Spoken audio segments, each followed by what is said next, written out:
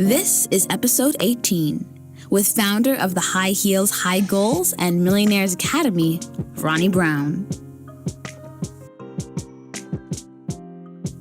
Hello! Well, thank you for joining me for another episode of the UV Effect. I appreciate you being here, and I hope you're having a good day thus far. I know your day is going to get a whole lot better with this interview because today we are interviewing Miss Ronne Brown. She is an empowering and incredible woman. As you heard, she has founded her company, High Heels, High Goals, which is a nonprofit for women in business, and the online membership, Millionaire's Academy, where she teaches business owners how to take their business to the next level. Ronne Brown has a very empowering story. And really one that teaches people how to defy or to go against the odds, because she started off as a teen mom. She had a son and she had a janitor's job, and then she lost that job. And she's still very young when she lost this job, and her child was still very young when she lost this job. And she really had to decide, she had to figure out what she had to do in order to take her life from Z to A, and she did that. So in this interview, we're really going to be talking about what she did with her life. How did she get where she needed to be in order to make a wonderful life for herself as well as for her child, and now for her children, because she has more now. I think, again, her stories are very empowering, very inspiring, and it's not just about, the fact that she had the child when she was younger and she was still able to make her life, but really about just that idea of being able to defy against, go against the odds, defy the odds, go against the grain, do something unexpected, the things that people don't expect you to do. And that's really, what she did was that. She went against that grain. She, women that are teen moms, people don't really expect them to do much with their lives. They just expect them to be that teen mom and do what they can, but not become a millionaire and be able to teach women how to grow their businesses and teach other entrepreneurs how to grow their businesses. People don't expect that from these people, but she did this, and it's so inspiring to see that. So I hope when we're going into this interview, you keep your ears open for her message. Keep your ears open for the little tidbits, the things that she shares, that she used to get her to where she is. It was a great interview for me, because we also talked about women in business and some of the struggles that we face when in business. We're talking about those biases that are against us, talking about where the issues stem from, why we are looked at as lesser than in a business environment, or really in any professional environment. And we really talk about how to break through, again, defy the odds of those stereotypes or those grains, right? Going against those grains. So it's definitely a very good interview. I really enjoyed talking to her. She had a lot of insight to share, and I know that you guys are going to be able to pull so much out of this. So again, pull out your pens and paper and get ready to take some notes, and listen to this again if you have to. I like to encourage that. Listen to more than one time, because sometimes you miss things that you didn't quite hear before. So yeah, let us just go ahead and get into this interview with Miss Ronne B. Enjoy.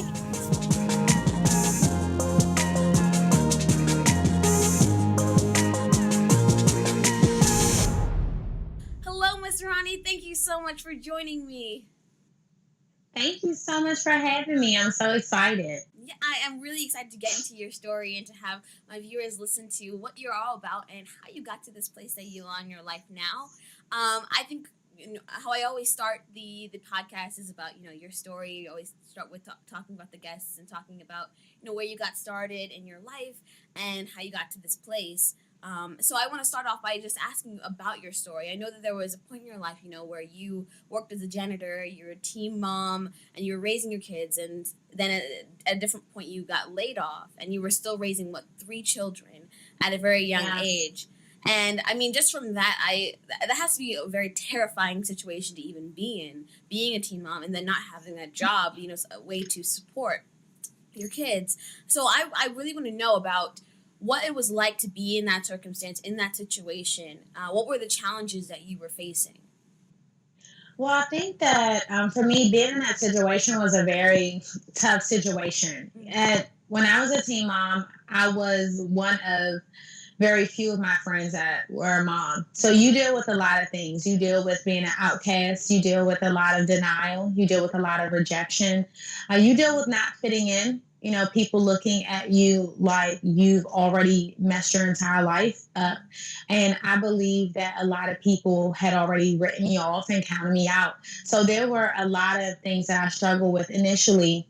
Being young as a mom, my confidence wasn't there. Everyone had kind of already told me that I ruined my future, pretty much. And it was a very hurtful experience. It was very embarrassing. It was very humiliating. There was a point in time in my life where I felt like I was almost embarrassed and ashamed, And as I've grown older, I kind of asked myself, how did you ever let people get you there mentally? But it just goes to show that you can sink very deep when you allow the thoughts and opinions of other people to really sink into your mind. And it was different. It was a different experience, but I think that there was a lot of bad connected to it because I really didn't have a lot of time to enjoy the youth and have fun and experience being a child. But I also felt as though it prepared me. It prepared me to take that leap. And because of those children, I had to grow up a little faster than my peers. And as I look back, it was probably one of the best things that happened to me because I did everything faster and earlier, like buying my first home and taking life seriously and realizing that I had to provide and I had to create income. So yeah, it was a big deal. I can only imagine.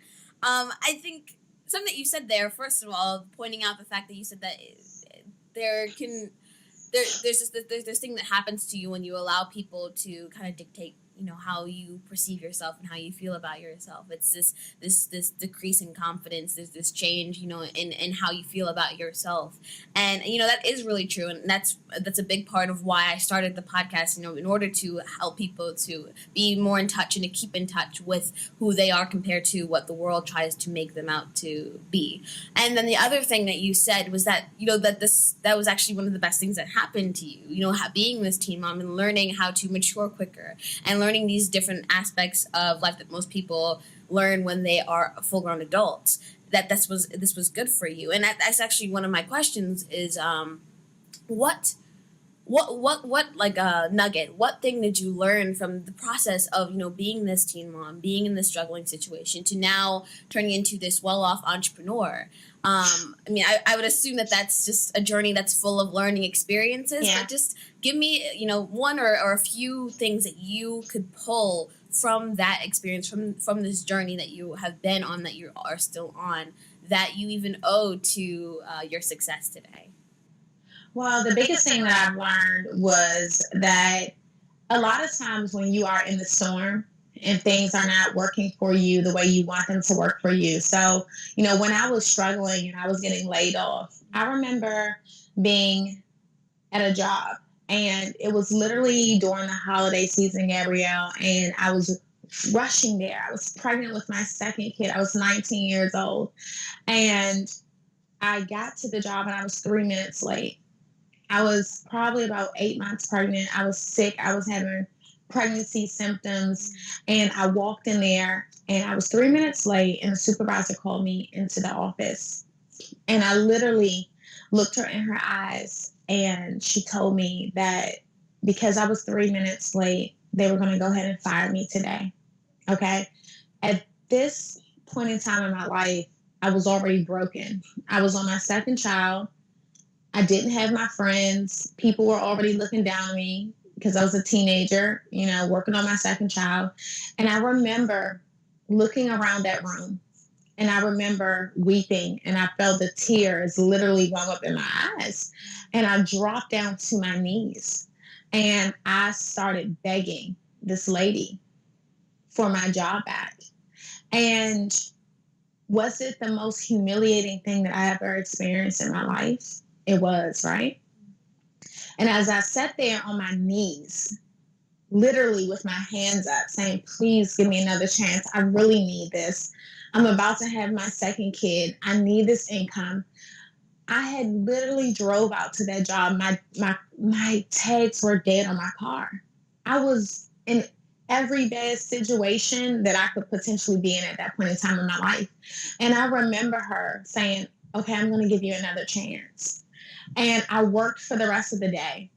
And she called me back in at 4 o'clock. And I walked in there and my heart was beating so fast. And I was just afraid because I didn't know what was on the other side of that door. And she said, you know what? I had to change my mind. We're actually going to have to let you go after all. And I cried my eyeballs out. And as I walked back there to grab my stuff and walk out to the parking lot to get in my car, it was one of those moments where reality hit me. And I felt God speak to me and say, how long are you going to allow other people to determine how you're going to live? How long are you going to allow other people to be able to control how you feed yourself and take care of yourself? And I got in that car and I remember riding down Route 66. It was like the longest ride ever. It felt like I drove 4 hours away because every thought that was going through my head was going there. And I say this to say that when you're in the storm, you don't see how God is preparing you and strengthening you for what's next in your life. You see everything as the worst thing that can possibly happen in your life. There were times when I couldn't pay my rent, Gabrielle. There were times where employers let me go because I had children. I had to go to doctor's appointments for my kids. And when I was going through that struggle, I felt like it was the end of the world.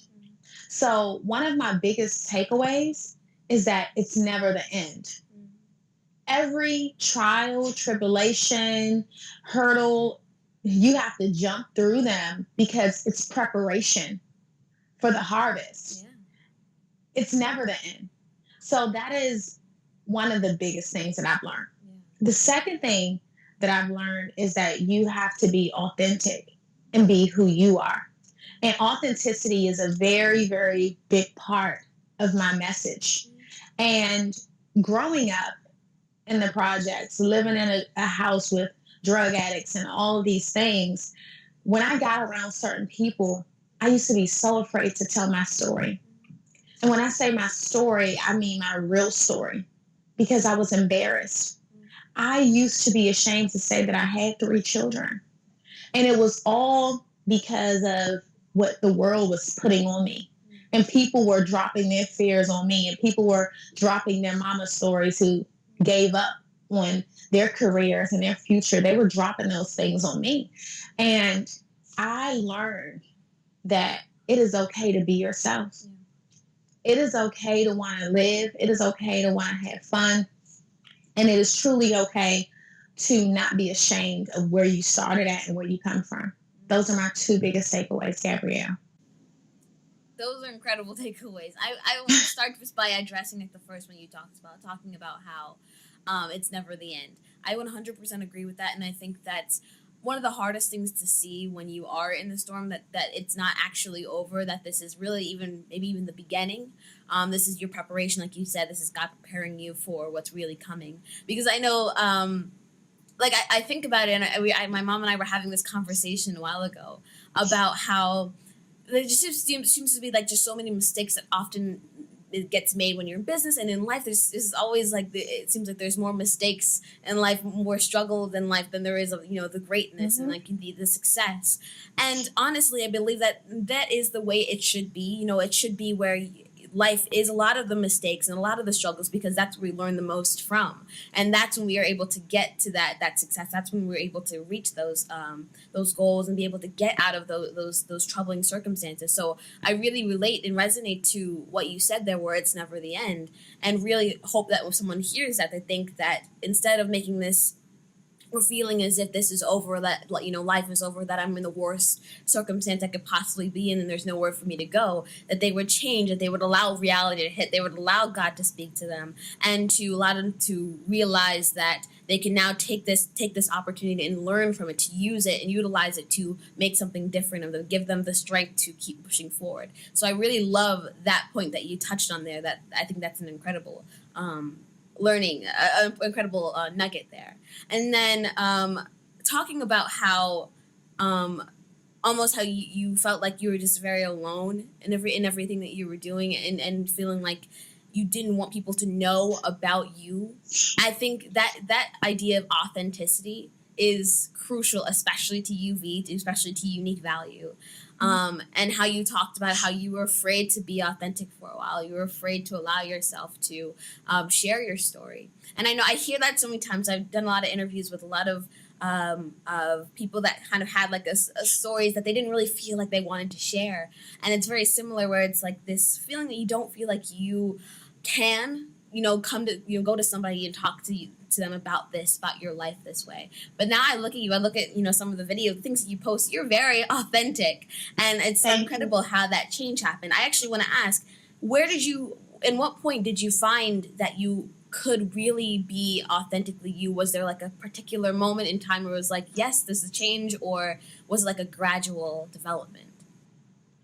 Well, for me, it was really gradually. I believe that the more that I started to grow, I started to care less about the opinions of other people. And what I started to learn is that when I covered it up and I didn't share the truth and the real and the rawness and the authentic story, I was not in a place where people were truly gravitating towards me. And I personally feel my assignment is to count in the people that have been counted out in life, right? Because that was my story. I was constantly denied and having a season of just constant denial. And I felt as though I cannot reach those people if I'm not truly sharing the things that took place in my life. And I'm covering up. If I don't say that I struggled, if I don't say that I had eviction notices on my door, if I don't say that I had to hide my car around the corner because I owed tickets, and there was a very low place during my entrepreneurial journey, and I had to share that with people. And the more that I share the stuff that I used to be ashamed of, it's almost like it freed me. I love that. I love that. And I that you say that now, something that you said there was that, when you weren't being authentic, when you weren't allowing yourself to share those stories, when you were just kind of saying whatever it was, but wasn't really, the real you didn't feel people were as drawn to you. You didn't feel like, there was the attraction that you would expect or that you wanted. And as soon as you decided to, change, as soon as you allowed yourself to be yourself, that's when that attraction came. I really love that, because that's a true testament to how I think people are when it comes to how we interact with other people. We are more likely to interact with a person than an idea of a person. We're more likely to enjoy the company of a person than the idea of a person. So I love that idea, and I love even you take that even in that personal, right, that personal situation, even when you're trying to make friends, when you're trying to be around other people, it is that authenticity is 100% necessary, because I think that's where you build reliable relationships. A strong platform is on honesty. I love that. Yeah, and you have to think about it. It's like, as women, when we meet each other, I feel like there's this guard up, and when women come into contact with another woman, it's like the first thing we do is like, okay, I have this image, and it's like it will be so much more comfortable, and I believe that a woman will be so much more open if we tell the truth, right? And not that we're not telling the truth. We're like, hi, my name is Susan. I love music, fashion, hair, and it's like, no. How about we start with saying, hey, my name is Ronne. I'm a mother of 4. And throughout my life, I struggled with being accepted because I had kids at a very early age. I went through a lot. I almost got evicted from my home. I lost cars. I lost friends. And right now in my life, I'm just truly looking for other women who love me for who I am and can respect my flaws, but also embrace me as another woman who's trying to be successful in life. You're like, okay, Ronne, I want to be your friend, not Susan. And the other thing about that is that, of course you'll come across people that won't accept, those parts of your life. But I think that the more open that you are to allow yourself to be okay with that, this person may not, want to be my friend, or this person may not really, like who I am. The more okay you are with understanding that not everybody is going to want to be, your best friend. I think the more open and available you'll be to the people who really will want to be your friends, the people who really want to be a part of your life. And what you have to understand, Gabrielle, is like we all have an assignment. Whether you know it or not, you are literally here on assignment. Mm-hmm. And something that I've learned over time is that everyone isn't supposed to be in my life. I am on an anointed assignment to connect with particular individuals, 100%. Right? Yeah. So the people that aren't attracted to you, let me correct that aren't attracted to you, they're not supposed to be there. And you have to 100% like believe that and stand right there in that and say, I am here. I'm called to serve a certain amount of people. Right. And I'm assigned these individuals that are coming into my life for a reason. Because when you are rejected and you chase people down that you are not supposed to connect with, you get all the stuff that comes with it. Mm-hmm. It's so true. And then and especially that idea of like assignment too. I think when you look at it even from like this like entrepreneurial or like even like in a global perspective, you're not going to reach everybody as well. You're not going to always be able to touch everybody's life.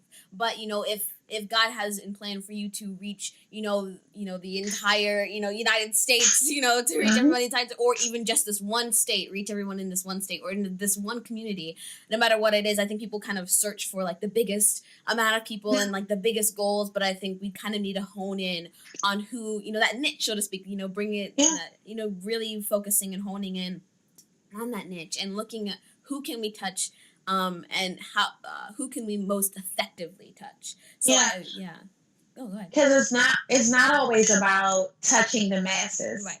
For me, I know that I have a huge calling on my life right now, and I'm just getting started. And for me, it's not for me to touch the masses. I already know, like I already had this talk with God. For me, my assignment and my journey is going to be so different. I know that I'm going to touch the few that are going to touch the masses. Exactly. I think that we're so concerned with being the spotlight or the person. Yeah. Where for me, I know that I am going to come in contact with a person that is denied by so many, but I'm going to accept that person, and that person that I accept might touch the masses or may go to the top.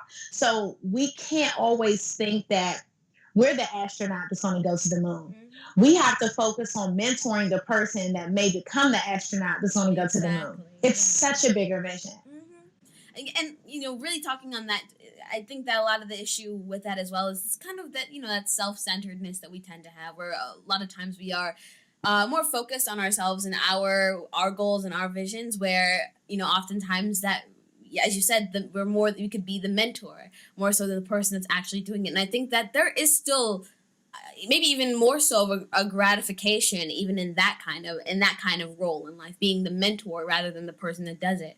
At least for me.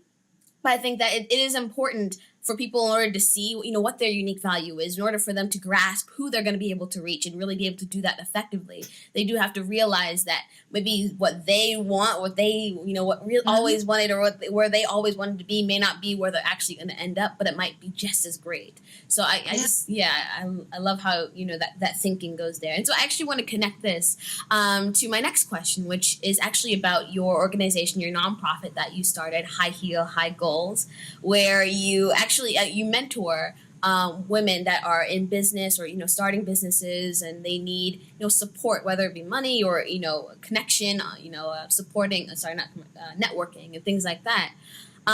You do that in this organization, which I think is absolutely fantastic, especially when it comes to your story and then passing on, what you didn't have, what you needed, and being able to provide that for other women that need this as well. I think that's incredible. But I wanted to know, what was your inspiration behind starting this, and also what is the mission? What do you see for this nonprofit? So the reason why I started this organization was because I wanted to be a solution to something I needed on my journey. And for everyone that's listening to this podcast right now, I want you to think about this. Before you create anything, I want you to make sure that it's dear to your heart. I want you to make sure that it is something that solves a problem for something that you struggle with constantly, or is a solution to something that you've always wanted to see a solution to. When I started High Heels, High Goals, I thought about being out there as a female entrepreneur and looking for that help, looking for that assistance, and looking for women that could pour into me. And can I just honestly tell you, Gabrielle, it was very hard because for some reason, we see other women entrepreneurs as threats. And another woman entrepreneur is not a threat to you. And it was so hard for me to get mentorship. It was so hard for me to get financial assistance. It was so hard for me to find someone that would really sit down and give me the blueprint on how to build a business, or tell me, Ronnie, here's a graphic designer. No one wanted to share their tools. It was very hard. Now, not to say that there isn't a person out there like that, because my goal was to become that woman that I needed. And that's where this organization came into place. So I put together an organization where women who are in the startup phases of their businesses could apply for grants. And I'm personally funding this through my own business income and giving them the tools that they need, whether it's graphic design, whether it is, a year of accounting services, whether it is, business coaching. And I have other amazing women that have literally partnered with me to provide these services because they want to help. They want to be the mentor that impacts the life of the next person that's going to change the world.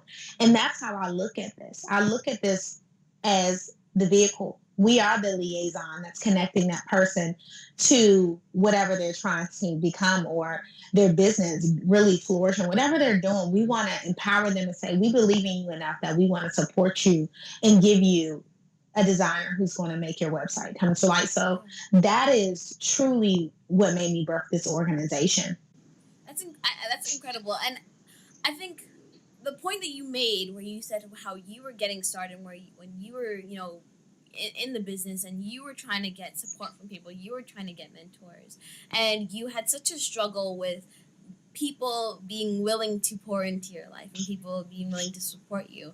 I find that a lot of that issue comes from how women are often, I feel like, have a lack of confidence when it comes to, opposed to men, when it comes to business, because we are often looked at as, the lesser or the incapable, and by other women and of course by men as well, because there's all the sexism and the issues that happen in business and in many fields when it comes to women in a field, and because of that, I think we are now very guarded, and we're like, oh, if there's only one spot, I have to get that spot.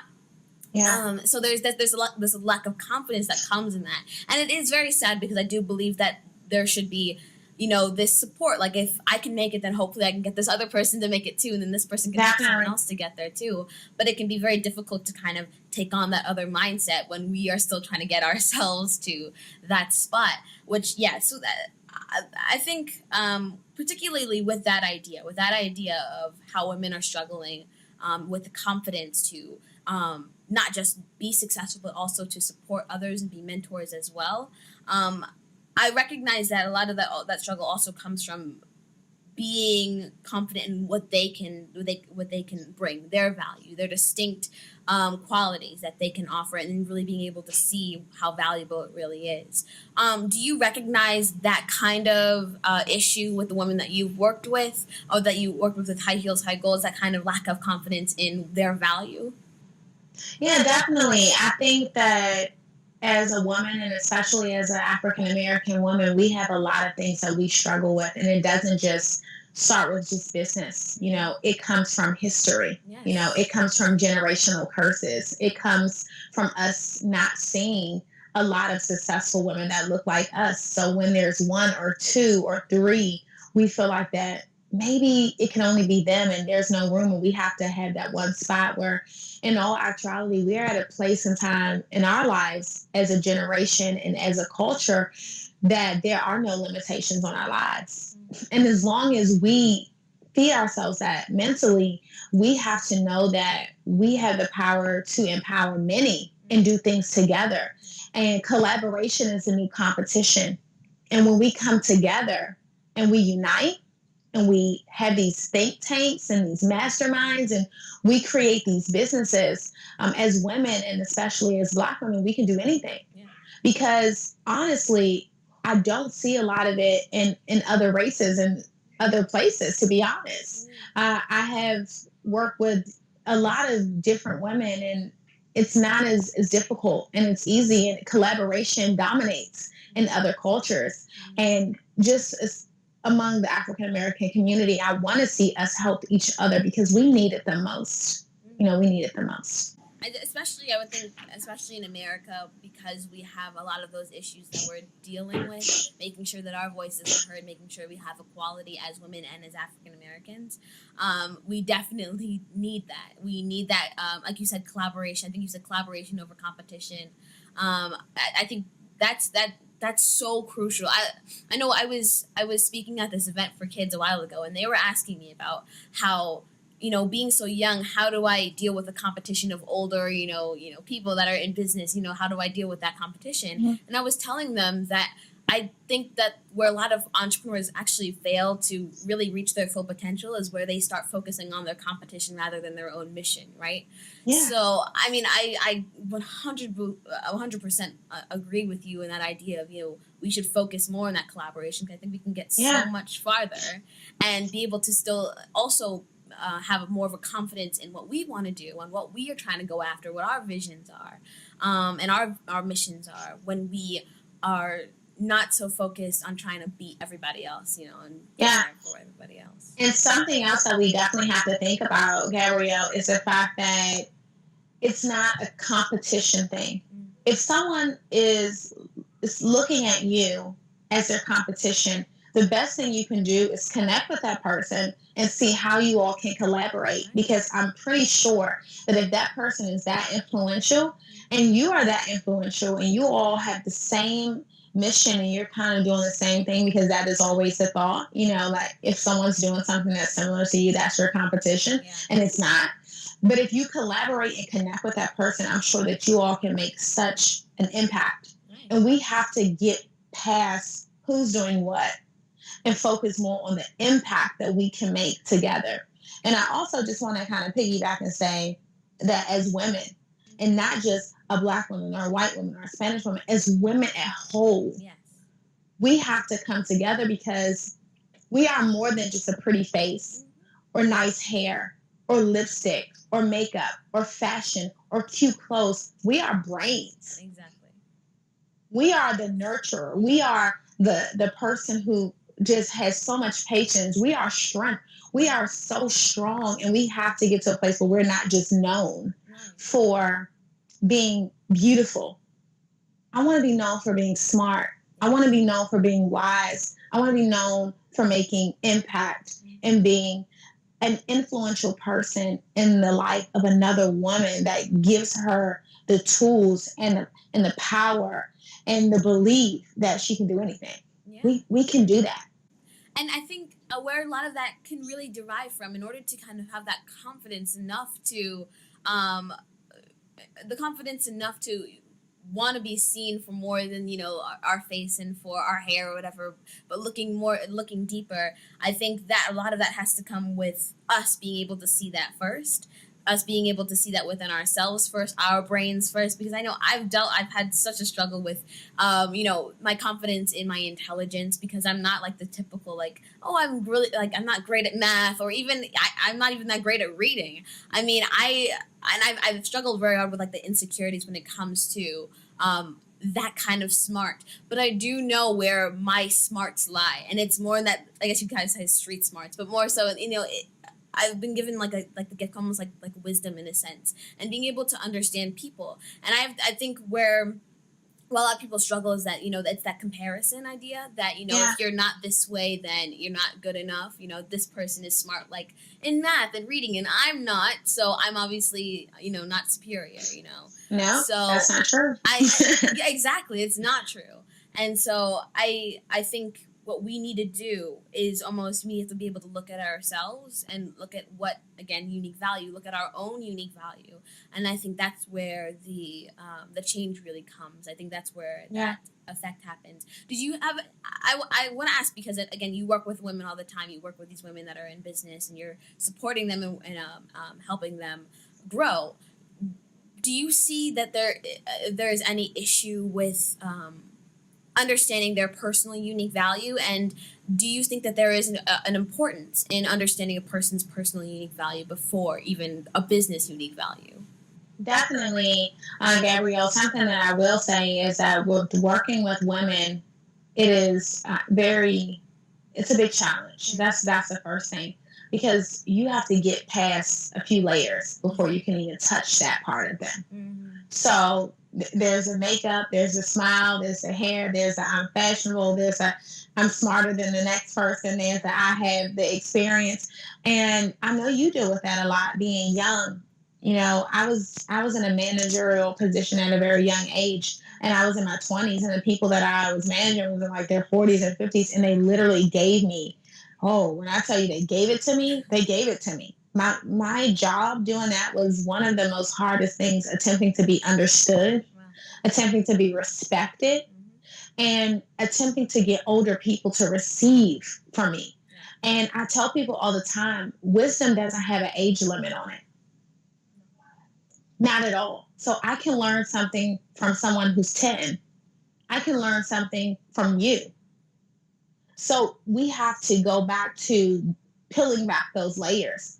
And I think for me, the things that I understand that's happening right now is with a lot of women, you have to get past all of that first. And then you can connect with them on a deeper level. And something that I said earlier that really helps that out is that you come to them sharing your authentic story first. Because we always introduce ourselves with our highs. And I've transitioned my introduction to, I introduce myself with my lows, with my struggles, with my challenges. And it's like, okay, I can literally in my mind see them, unbuttoning the top of the first two buttons of the neck, or saying, okay, I see women just wiping the makeup off. Like, okay, I'm just here. Right. I have no pride, because when you start, I'm Ronne Brown, I'm a 7-figure earner, blah, blah, blah, blah, blah. No. But when I start with, I'm Ronne Brown, I had 3 children by the time I was 24 years old. I grew up in a crack house. I wasn't able to go to college. When I start with the real stuff that I deal with in life, that's when it opens up. And that's when women can let their hair down and be transparent with me. And that is how I save souls. That is how I connect with other women. That is how they are sent to me. That is how they connect with me on a deeper level than the outside physical appearance, because I'm not afraid to share my mess. Right. All right. So I do deal with that a lot, Gabrielle, and especially with social media right now. Social media is a great marketing tool. But if you are not strong, you can get in a place where you will never be happy with who you are and where you are and what you have, because you're constantly looking and comparing yourself to someone else. And unknowingly, many are doing it to pretend lives. Yeah. I mean, in social media, that's where a lot of it is made up of. It's just kind of like people post the best parts of their lives and the best parts of themselves, and then everybody else is like, how do I get there? Like, why is my life not like that? I mean, I've had a few conversations on the show with social media people do business with social media marketing and like sales and things like that. And we've had this same conversation so many times with how social media is such an amazing tool, but it's also such a detrimental tool when it comes to the mind, because it really does I guess if you don't know how to handle it well, if you don't know how to restrict yourself, if you don't know how to look at it from the right perspective, it can really deteriorate your strength. It can really deteriorate how you look at yourself. And I'm happy. I'm glad that you brought that up, because I think that is one of those challenges that we as a society do need to kind of work on. Not so much fighting against, but knowing how to handle, because people are going to post whatever they are going to post. And you can't tell people, oh, don't post that, it hurts my feelings or anything, We just have to be able to learn how to handle the tough situations and be able to learn how to handle seeing something that we don't agree with, or that we don't like, or that we wish we had but don't have. And I think that will help to kind of be able to, for us to be able to see ourselves in a better light, to be able to understand ourselves. And like you said, also understanding our stories and being comfortable enough to understand our stories and to share our stories is great. And I think, like for me, when I'm on social media or when I'm even just interacting with somebody, I think we constantly have to have this sense of who we are. We constantly have to keep reminding ourselves in every moment of what we bring, what we offer, what makes us different, why that's good that we are different. Even if everybody else thinks it's wrong that we are different, it's still good that we're different. It's this constant reminder. And I think, again, what you're doing is doing that for others as well, giving them a constant reminder through your own story that it is the best thing to stand out. It's the best thing to be different. It's the best thing to embrace what makes you unique, what makes you, that much more different than the next person. And I think I will add one more thing, is that I think that whole idea of that competition and that comparison idea is that, how we kind of compare ourselves to see if we're better than somebody else or someone is better than us. But I had shared in an episode a while ago about how in one place it's actually almost illegal to use the word better than. Like, you can't say that, because there's really no way of comparing it. We are all kind of different people. We all have our strengths, and we all have our gifts and talents that we can bring. And it's not so much what we bring, but how we bring it that makes us unique and stand out. And that's exactly what you do. You bring it in a different way, with your own story, with your own perspective, with your own talents, with your own gifts. And that's what makes you stand out. And that's what people, I think, where everybody needs to tap into in order to really develop confidence in themselves, whether it be in business or whatever it is. Yeah. And I always say that everyone thinks the person that's standing on the stage giving the speech is the most important person in the room, where the most important person is the person who set the room up for the person that got on the stage to give the speech. And that person rarely gets any credit. So it's not always the person that's on the scene. The person that is behind the scenes is just as powerful. And we have to start looking at that. Recognizing where, where those little pieces really come to fit together. And that right there actually is almost like a metaphor for like people, so to speak, because like it's like those little things, like the how we're set up, and those little pieces that kind of really come together that make everything possible. And especially again, you're Christian, I can tell you believe, you have a religion in God, and I'm same for myself, and I look at that same way. How I give God 100% of the glory for where I am and what I'm doing in my life. And realizing that He is, that big piece that is orchestrated and is orchestrating what we have and what we're doing. And even though it seems kind of confusing in the midst of it all, we just have to keep pushing forward. And I love what you said there. Actually, something else I want to ask is actually about your kids. So you have 4 kids now. And you told me that you have a 17-year-old, and you have 2 17s, or a 17-year-old and 16-year-old, was it? So I have a 17-year-old, I have a 14-year-old, I have an 11-year-old son, and then I have a 5-year-old baby girl. So what I think is really cool is how your kids have almost been able, well, at least for the first 3, have almost been able to be there through your journey and kind of see how the changes have happened in your life and what you kind of gone through and how you were able to kind of transform into this, a different life for yourself and for them as well. I think that's really incredible. And I don't know if they really notice it, quite yet. They see how powerful that is to see, a transformation like that. But I do think that it is, and I think that they maybe will one day be able to kind of see it. But I want to know, what parts of you do you hope that they will take, from your story, from your life, from who you are, and maybe even put into their own lives, be inspired by, as they are going along their journey and getting started in their independence and doing what they're going through, whether it be struggles, and successes? What do you hope that they'll pull from you?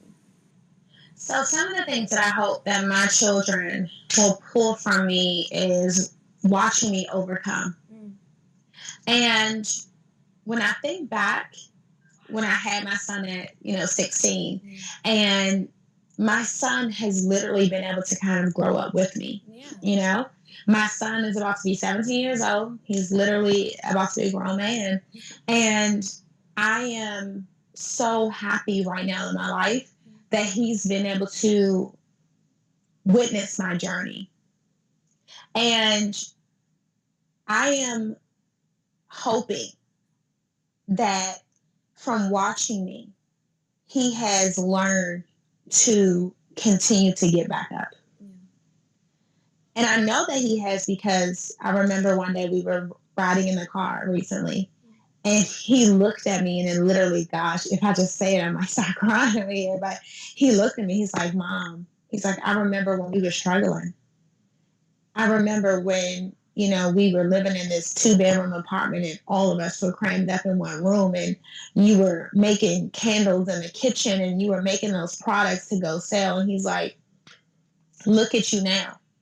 I'm so proud of you, So to hear your own child witness your journey and say, I remember this, and I'm just so proud of you. It makes my heart melt, It really makes my heart melt. That is incredible. I mean, I can't really imagine being in that scenario, but also, what I can imagine is almost just that feeling of, I guess, almost putting myself in where you are. And that's just that feeling of almost like you feel almost accomplished in a sense, where you feel like, you can look at your child and your child can look at you and say that they're proud of you. Like that, that has to be such an amazing feeling.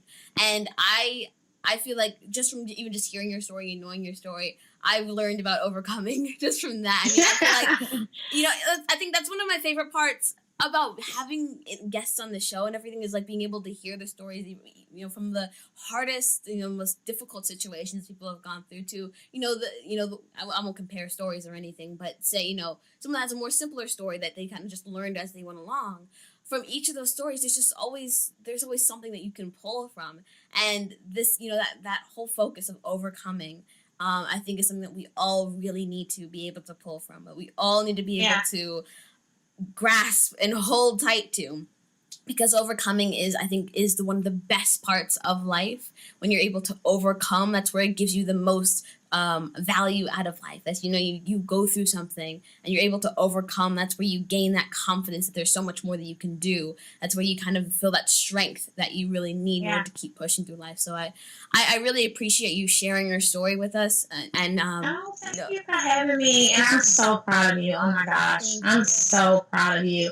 And I just want to let you know today that you have an assignment to go show our children that it's possible. And please, please complete the assignment, because you're needed. Your story needs to be heard. Get into those schools, go into those communities, especially those low-income communities where that poverty mindset is there. Yeah. You have the power to break those generational curses, Gabrielle, and they need you.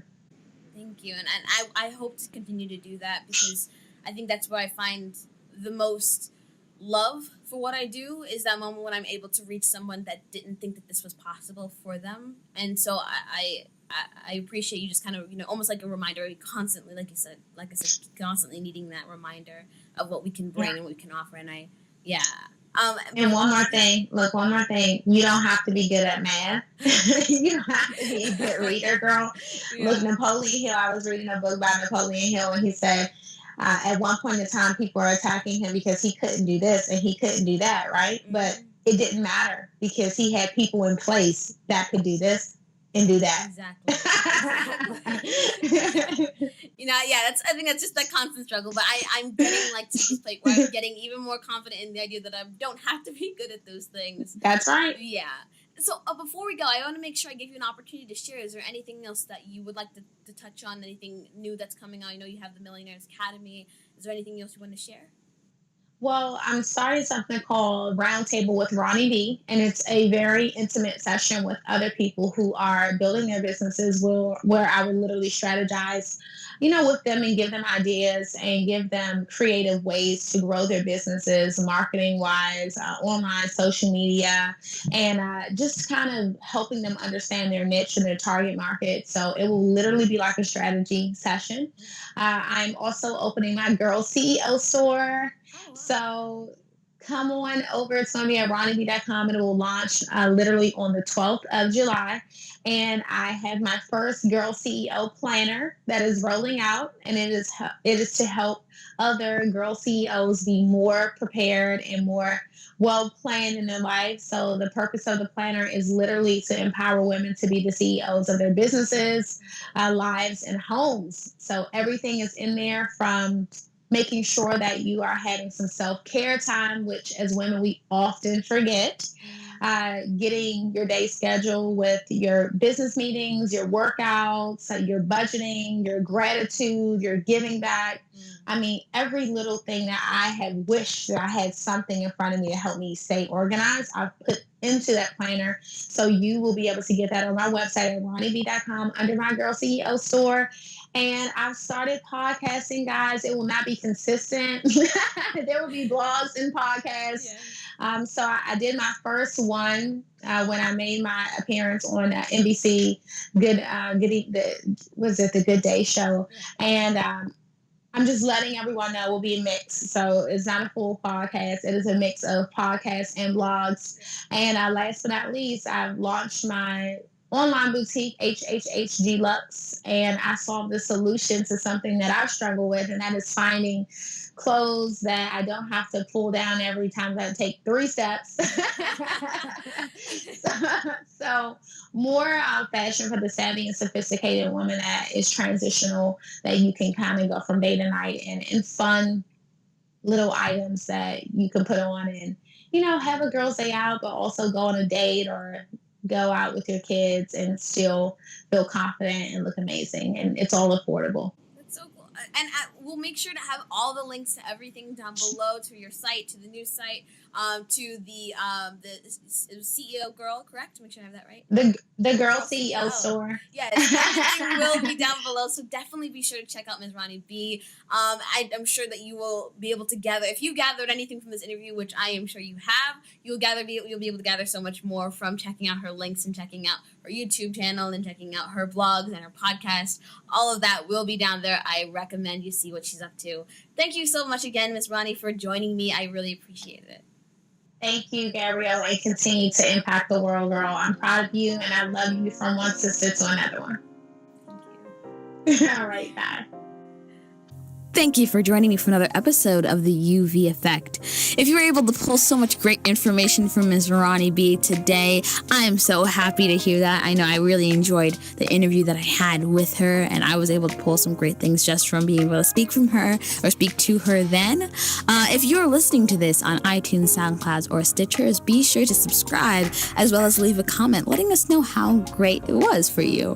Also, you can head over to GabrielleJordanInspires.com/018. That's GabrielleJordanInspires.com/018 to check out all of Miss Ronne B's links, her website, her companies, her blogs, her social media. All of that will be on that page. Speaking of social media, be sure to head over to Instagram and follow us at the UV Effect to check out the upcoming guests, the quotes that we post, as well as some fun quips and blurbs from the interviewing processes and things like that. It's a lot of fun over there, and I hope that you'll join us. All right, thanks again for joining me, and I will see you next week.